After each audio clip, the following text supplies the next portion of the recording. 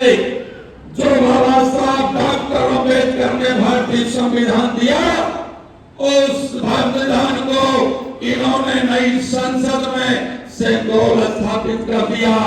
जो सेंगोल राजतंत्र का प्रतीक है, कुलीन तंत्र का प्रतीक है, राजा रानी के पेट से पैदा होगा, ईवीएम और बैलेट से नहीं पैदा होगा। आज लड़ाई सेंगोल बना संविधान की है, संविधान की है। हमें संविधान को आज लड़ाई अमीरों के संतोष से है, और अमीरों का संतोष एक पीढ़ी का, गरीबों का संविधान उन्हें चकनाचूर कर देगा, चकनाचूर कर देगा। नहीं बन पाओगे आप, गांव के जिला पंचायत सदस्य नहीं बन पाओगे आप, ब्लॉक के ब्लॉक प्रमुख नहीं बन पाओगे आप, जिले के जिला पंचायत अध्यक्ष नहीं बन पाओगे। जो एक अच्छा मंसूबा धरती पत्र मुलायम सिंह का रहा है, एक चौकट में राम करने वाली हमारी माने, हमारी माताएं जब कभी राजनीति का एबीसीडी नहीं जानते थे, धन्य और धरती पुत्र मुलायम सिंह यादव आप सब में 33 प्रधान, 33 जिला पंचायत सदस्य, 33 जिला पंचायत अध्यक्ष, 100 में 33 ब्लॉक प्रमुख मुलायम सिंह यादव ने अपनी बेटी और बहनों को नवाजने का काम किया। ये संविधान की देन है, बाबा साहब अम्बेडकर की देन है, आदरणीय धरती पुत्र मुलायम सिंह की देन है। इसलिए अगर इस देश में सेंगोल रहेगा, नौजवानों चले जाना गांव की उन गलियों में जहां आदिवासी प्रधान बन जाता है, चले जाना उन राजनीतिक गलियारों में जहां पर प्रकाश की कोई किरण नहीं है, राजनीति अंधेरी गलियां हैं, सामाजिक अंधेरी गलियां हैं, और एक बड़ी कैटेगरी इस देश में उत्पन्न हुई है गैर बराबरी की, वो आर्थिक गैर बराबरी, आर्थिक गैर बराबरी। इनको चकनाचूर करने के लिए संविधान को बचाने की जरूरत है। आज के भारतीय जनता पार्टी के लोग गांव में, गली कूचों में जाकर के बदलने का भी काम कर रहे हैं। जाकर के लोगों ने भगवान प्रभु श्री राम की बात को माना।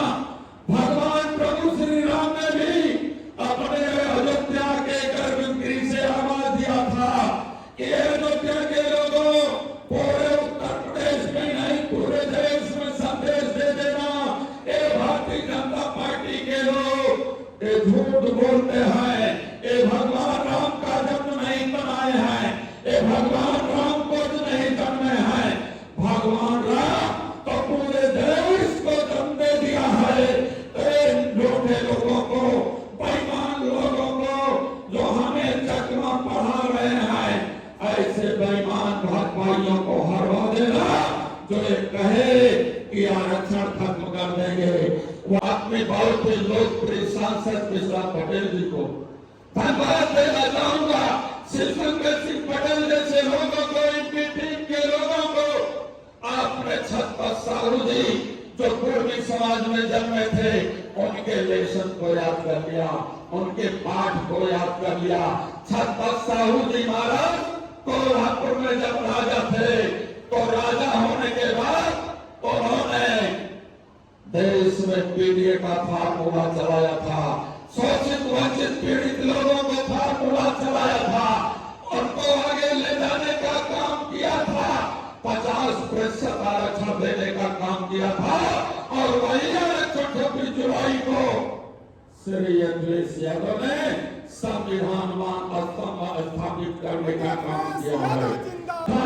यमन से उदयवीर सिंह को, यमन से उदयवीर सिंह को भेजा था। यमन से उदयवीर सिंह के लोगों, उन्होंने पढ़ा है महाराणा प्रताप का इतिहास। उदयवीर सिंह ने महाराणा प्रताप का इतिहास पढ़ा है। महाराणा प्रताप आजादी के ऐसे दीवाने थे, अंग्रेजों के साथ फटे करने के लिए उन्होंने जंगल में चकरों की रोटियां खाई थी। आज लड़ाई इस जंगल में चकरों की रोटियां खाने वाले लोगों के लिए है। ये लड़ाई सभी लोगों ने संजीवनी का काम किया है। मैं आप लोगों को बधाई संविधान वेंटिलेटर पर नहीं है, असर देश का लोकतंत्र वेंटिलेटर पर नहीं है। लेकिन साथियों, कुछ ऐसे सामंतवादी पूंजीवादी लोग हैं जो लंगड़ी सरकार चला रहे हैं। सरकार लंगड़ी है ना? सरकार लंगड़ी है कि नहीं है? आप बताओ, सरकार लंगड़ी है। ये लंगड़ी सरकार कब तक चलेगी समझ लेना। इसी देश की धरती पर, जिसे बिहार का लेनिन कहा जाता है, बिहार का लेनिन किसे कहा जाता है आप बताओ? बिहार का लेनिन जगदेव बाबू कुशवाहा जी को कहा जाता है। वहां बाबू सिंह को बाबू जगदेव बाबू कुशवाहा जी बिहार के लेनिन जवाब जैसे लोगों की लाखों लोगों की जनसभा को संबोधित कर रहे थे। वही पेपर लीक वाला डीएसपी डीवाईएसपी बाबू सिंह कुशवाहा तो सांसद है। मैं जगदेव बाबू कुशवाहा की बात कर रहा हूं। किसकी बात कर रहा हूं? ऐसे बाबू जगदेव कुशवाहा को जब डीएसपी के इशारे पर दरोगा ने गोलियां चलाई, उनके गर्दन को छूते हुए पार कर गई, तो बाबू जगदेव कुशवाहा गिर पड़े।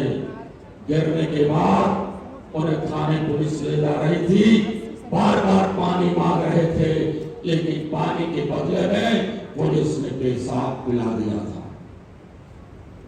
आप जरा सोचो, आप जरा समझो। महात्मा फूले जी,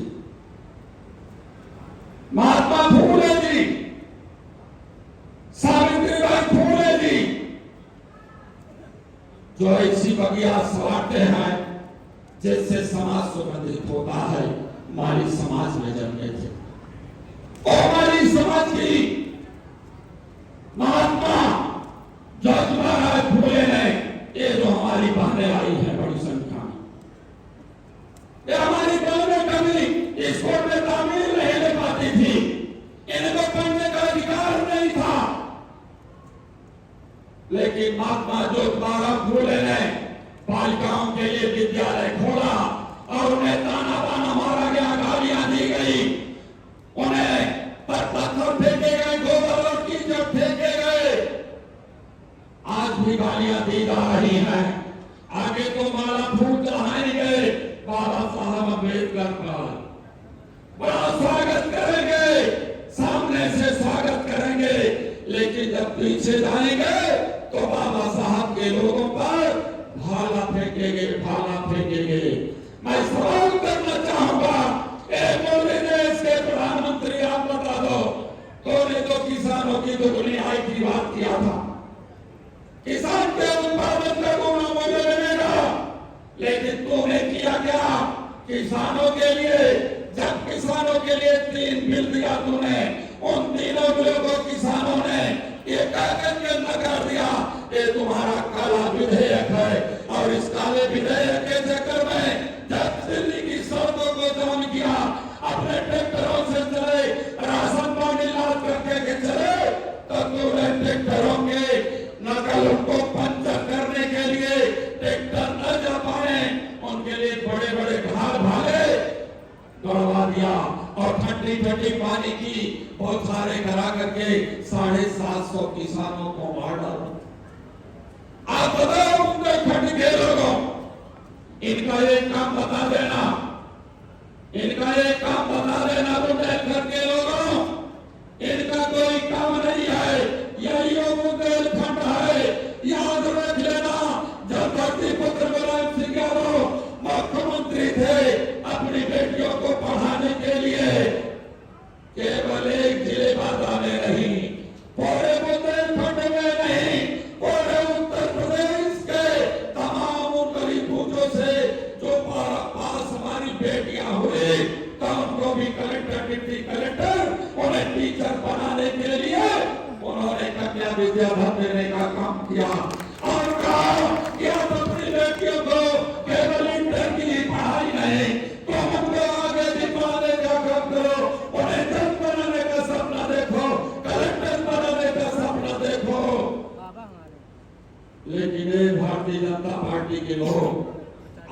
हकीकत में उस इतिहास को उठा करके देख लेना। बाधा के लोगों, गांव पे रहने वाले की तकदीर जैसी थी वैसी बनी रहती। उनकी तस्वीर में कोई बदलाव नहीं आता। और जब मुख्यमंत्री श्री मुलायम सिंह यादव जी बने थे, हमारे माननीय सांसद जी निशामा निषाद जी, आप 91 में एमएलए हो गए थे, आप 91 में ही मंत्री हो गए थे। उत्तर प्रदेश की राजनीति में जो प्रमुख सचिव होता है, कोई प्रमुख सचिव गांव का नहीं मिला। कोई प्रमुख सचिव गांव में रहने वाले का बेटा, कोई आईएएस नहीं था, कोई पीसीएस नहीं था। नेताजी ने की नजर गांव की तस्वीरों पर जब गई तो उन्होंने कहा कि वाह रे गांव, वाह रे शहर। पूंजीपतियों के लोग शहरों के कॉन्वेंट स्कूल में पढ़ते थे। कॉन्वेंट स्कूल की पढ़ाई अंग्रेजी में होती थी, तो अंग्रेजी में पढ़ने वाले का बेटा बेटी कलेक्टर और डिप्टी कलेक्टर बनना था। मुलायम सिंह यादव ने किया, उस परीक्षा को अंग्रेजी के साथ साथ हिंदी में करवा दिया और हिंदी में करवा दिया। आपके दादा के गांव में भी कलेक्टर बनना शुरू हो गया। दर्द हुआ इनके पेट में, दर्द हुआ इनके पेट में। गांव की तस्वीर को बदलने का काम जब हमें डिप्टी कलेक्टर जो उत्तर प्रदेश से लोक सेवा आयोग की परीक्षा होती है, जो कलेक्टर डिप्टी कलेक्टर पैदा करता है, जो तहसीलदार पैदा करता है, उस परीक्षा को हिंदी में कर दिया तो गांव का आदमी तहसीलदार बना। ये मत कहना कि एमओआई की पार्टी है, ये मत कहना एमओआई की पार्टी है। इन्होंने धोखा दिया, छलावा किया, कहीं पाल को, कहीं निषाद को, प्रजापति को, खंगार को, विश्वकर्मा को, लोहार को, कुशवाहा को छलावा दिया। अरे तो एमओआई यादव और मुसलमानों की पार्टी। नफरत पैदा किया, सिपाही की भर्ती में यादव मुसलमानों को भर दिया। इतनी बड़ी संख्या में सवाल मैं पूछना चाहता हूं कि यही एमओआई के लोगों ने तुम्हें डिप्टी कलेक्टर बनाने के लिए हिंदी में परीक्षा दिलवाने का काम किया। केवल यादव ही नहीं, कुशवाहा भी एसडीएम हुआ, कुशवाहा भी एसडीएम हुआ। और जब एसडीएम कुशवाहा बिरादरी की ज्योति की सुलह हुई तो उसको बदनाम करने के लिए भारतीय जनता पार्टी के लोगों ने बेटियों की पढ़ाई को रोकने का काम किया था। ऐसे नाकार भारतीय जनता पार्टी के लोगों से सवाल कर लेना। डॉक्टर अम्बेडकर जी ने कहा था, डॉक्टर लोहिया जी ने कहा था, धरती पुत्र मुलायम सिंह यादव ने कहा था, जब बेटियां बढ़ेगी तो बेटियां पढ़ेगी तो बेटियां बढ़ेगी। ये बेटियां जब पढ़ेगी तो बेटियां आगे पढ़ेगी। इसलिए समाजवादी पार्टी के लोगों, मैं बड़ी और तुम बड़ी का चक्कर छोड़ देना। समाजवादी पार्टी के लोगों, मैं बड़ी और तुम बड़ी का चक्कर छोड़ देना। इसलिए छोड़ देना कि सबसे बड़ी चुनौती श्री अखिलेश यादव ने भारतीय जनता पार्टी को ले लिया है।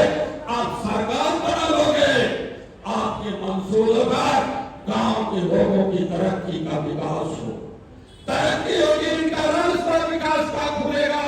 इसलिए मैं बड़ी और बड़ी का चक्कर छोड़ देना। जब आपकी पार्टी बड़ी हो जाएगी तो जान लेना हमारे नेता का दिल, उसका हृदय बड़ा विशाल है। ऐसे हृदय विशाल वाले नेता के हम लोग सपूत हैं, ऐसे नेता के हम लोग सिपाही हैं। अगर कोई भी गुंडा, कोई भी व्यक्ति अगर हमारे जैसे लोगों पर जुर्म और अत्याचार करेगा तो हम सब साथियों उस जुर्म और अत्याचार के खिलाफ खड़े हो जाना, अपने बूढ़े बाप बूढ़े माँ का साथ दे देना और नौजवान साथी को अपने साथ ले लेना। इस समाजवाद की लड़ाई को आगे बढ़ा दे। क्या कहना चाहेंगे आप बांदा में? देखिए, समाजवादी पार्टी और सामाजिक न्याय की लड़ाई लड़ने वाले श्री अखिलेश यादव जी के द्वारा, इस सरकारों द्वारा जो भारतीय संविधान को धोखा दिया गया और उस लोकतंत्र को बचाने का काम नहीं किया था, उस के संदर्भ में पीडीए पंचायत है और ये पीडीए के लोग ही भारतीय जनता पार्टी का इलाज है।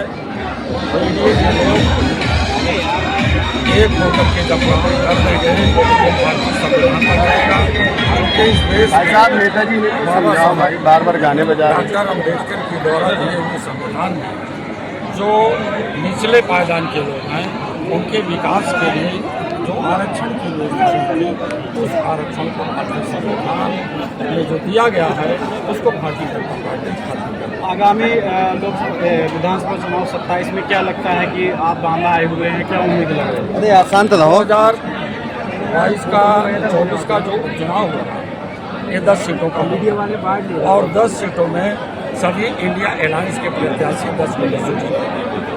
अध्यक्ष जी, अयोध्या का जिक्र कर रहे थे आप, रिपोर्ट जो है निगेटिव है, परंतु वहाँ जो बुलडोजर चला उसके बाद समाजवादी पार्टी शांत है। समाजवादी पार्टी शांत नहीं है। उस बुलडोजर को लेकर के समाजवादी पार्टी के राष्ट्रीय अध्यक्ष जी ने एक संदेश दिया था कि जो गलत करेगा, जो बुलडोजर चलवाएगा, समाजवादी पार्टी की सरकार उसके घर की ओर बुलडोजर का मुंह करेगी। जो भी न्याय की बात नहीं करेगा, अन्यायियों को भेज करके बुलडोजर के माध्यम से घरों को गिराने का काम करेगा, उसकी तरफ समाजवादी पार्टी की सरकार बनने पर बुलडोजर का मुंह होगा। ये सरकार तो न्यायालय की बात नहीं मान रही। न्यायालय ने बुलडोजर का विरोध किया और सरकार को आगाह भी किया कि बुलडोजर का कृत्य आपका गलत है, उस पर भी आज सरकार नहीं चल रही है। तो सरकार गूंगी है, बहरी है, अंधी है, उसे कुछ नहीं दिखाई पड़ रहा है। यहाँ तक कि दूरबीन के माध्यम से भी उन्हें आतंकवाद की छाया तक नहीं लग पा रही। बीजेपी कह रही है कि आप गोरक्ष मंदिर को गिराना चाहते हैं। हम किसी मंदिर को, हमारी मंदिर मस्जिद की लड़ाई नहीं है, हमारी लड़ाई है सेंगोल बनाम संविधान की। हम सेंगोल को खत्म करना चाहते हैं, संविधान को लाना चाहते हैं। हमारी लड़ाई इसकी है। हमारी लड़ाई न तो मंदिर की है, न मस्जिद की है, न गुरुद्वारा की है।